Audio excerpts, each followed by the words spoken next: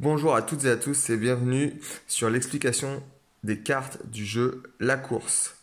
Donc, pour démarrer toute partie, il nous faudra la carte peloton, que chacun des joueurs choisisse sa carte coureur. Donc pour rappel, on peut jouer en mode solo en se battant contre le peloton et on peut jouer à 2 joueurs, 3 joueurs et jusqu'à 4 joueurs. Donc chacun choisit sa carte coureur.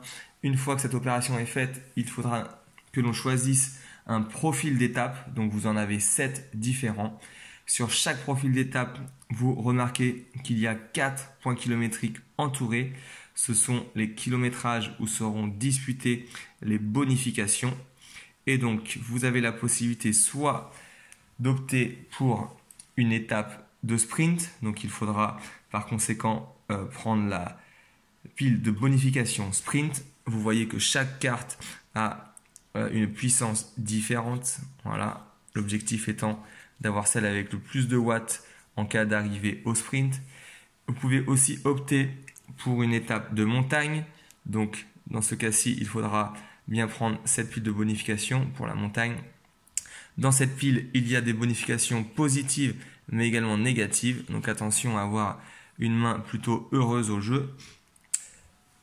Ensuite, très dangereux, si vous tirez la carte abandon sans avoir dans votre jeu la carte fausse alerte, votre partie coureur s'achève, mais vous continuez à jouer puisque vous devenez un membre revanchard du peloton pour essayer de mettre en échec les autres coureurs encore en lice vers la victoire.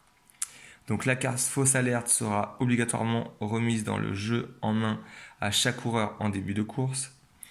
Nous avons ensuite les cartes bleu foncé. Donc ce sont les circonstances de course. Donc chaque coureur peut jouer s'il l'a dans son jeu. Donc notamment la carte pluie qui va nous demander plus de cartes assistance en cas d'incident. La carte bordure pour sortir du peloton, besoin de 2 cartes offensives. Ça frotte, annulation des bonus sur les cartes kilométrage, peloton cadenassé, passage à vide, etc. Pour annuler chacune des circonstances, bien sûr il y a des parades, il suffit d'avoir la carte fin de circonstances de course dans son jeu et donc de l'utiliser si cela nous arrange. Pour faire avancer la course et rallier l'arrivée, il va falloir jouer des cartes kilométrage, donc à chaque fois plus 10 km, ce qui nous fera avancer notre compteur kilométrique. Donc si je jouais une carte plus 10 km et que j'étais au début de ma course, donc kilomètre 0, je tourne ma carte et j'arrive bien au kilomètre 10, etc., etc. Il y a des cartes kilométrage avec bonus, donc notamment sur celle-ci, on peut voir qu'on a la possibilité de doubler le kilométrage, donc on n'avancera plus de 10 km mais de 20 km. Il y a aussi pas mal d'autres bonus.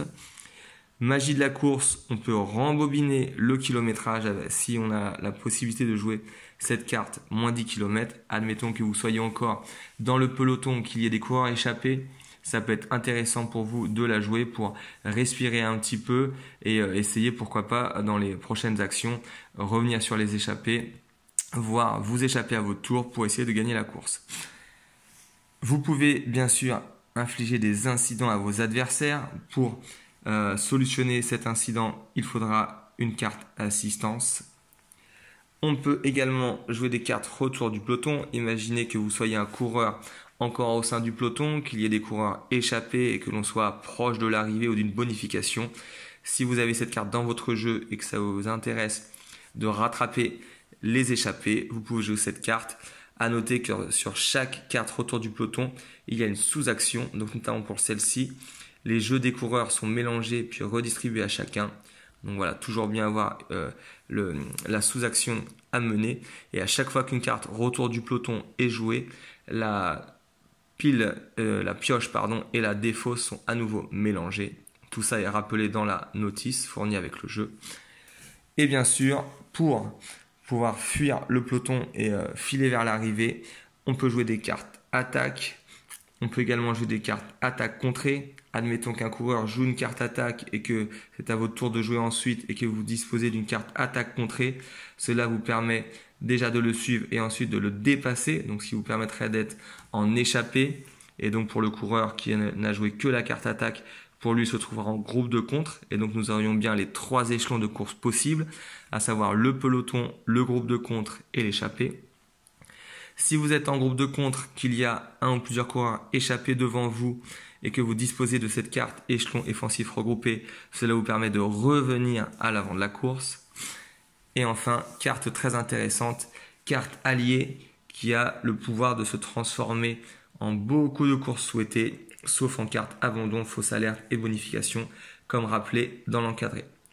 Voilà, vous connaissez maintenant tout des 93 cartes du jeu La Course.